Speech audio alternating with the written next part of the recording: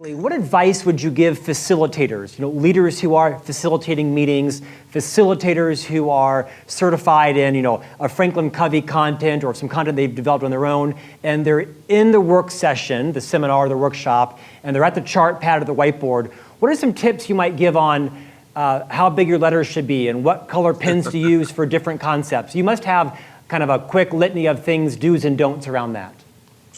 Yeah, well, the most important thing is I think of the meeting over a period of a couple of hours or even a half day or a day.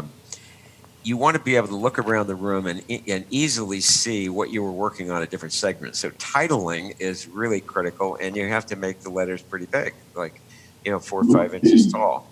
The next thing is, I think I got this from journalism, is you really want to have a series of headlines and features so that when people look, they can remember a whole chunk.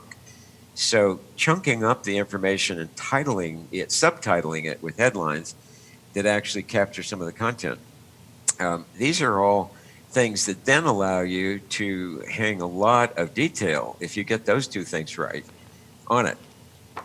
Another tip I would say is you got to think about the visual environment almost like theater staging. You're staging understanding, and where you put the charts on the wall and making it so people can kind of sweep through a panorama, it gets you into the kind of thing Gisela was talking about, which is people going back, digging deeper, starting to see connections, seeing how seemingly opposite things actually work together.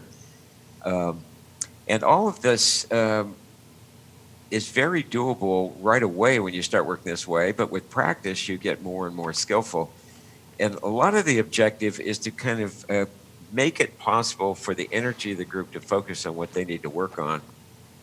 So the more easy you can look at the charts, the more you figured out, is there enough room for breakouts, all those kinds of details.